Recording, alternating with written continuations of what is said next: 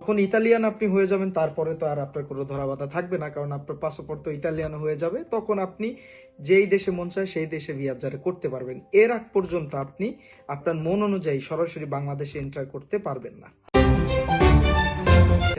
এবং মতিলো আজিলো পলিটিকো কখনোই সরাসরি কনভার্সিয়নে করা যায় না, মানে কনভার্ট করা যায় না। সেটা আপনি 5 বছর অতিবাহিত হওয়ার পরে আপনি কার্তা সৌজন্যর অ্যাপ্লাই করলে আপনি কার্তা সৌজন্য পেয়ে যাবেন। এবং 5 বছর পরে যাদের আজিলো পলিটিকো আছে মতিবো, তারা চিত্তাদিনান্সার জন্য অ্যাপ্লাই করতে পারেন। যখন ইতালিয়ান আপনি হয়ে যাবেন তারপরে তো আর আপনার কোনো ধরাবাধা থাকবে না, কারণ আপনার পাসপোর্ট তো ইতালিয়ান হয়ে যাবে। তখন আপনি যেই দেশে মন চায় সেই দেশে ভিয়াজারে করতে পারবেন। এর আগ পর্যন্ত আপনি আপনার মন অনুযায়ী সরাসরি বাংলাদেশে এন্টার করতে পারবেন না। আর যখনই কার্তা সৌজন্য হয়ে যাবে তখন আপনার হাতে যেই সৌজন্যটা আসবে সেটা লেখা থাকবে লুঙ্গো পেরিওদো কার্তা সৌজন্য, বাট নিচে কিন্তু লেখা থাকবে প্রোটেকশনে ইন্টারন্যাশনালে কবে আপনি রিকোনোসুতো হয়েছেন ইটালিতে রিফিউজাতো, সেই ডেটটা দেওয়া থাকবে। তো আশা করি বুঝতে পেরেছেন। ভালো থাকবেন, সুস্থ থাকবেন। আমি রিফাত, আসসালামু আলাইকুম।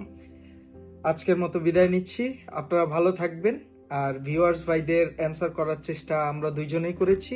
আশা করি আপনাদের কাছে ভালো লাগবে। বেশি বেশি কমেন্ট করবেন, আমরা আপনাদের প্রশ্নের উত্তর দেওয়ার জন্য ইনশাআল্লাহ প্রস্তুত আছি। আসসালামু আলাইকুম। আসসালামু আলাইকুম।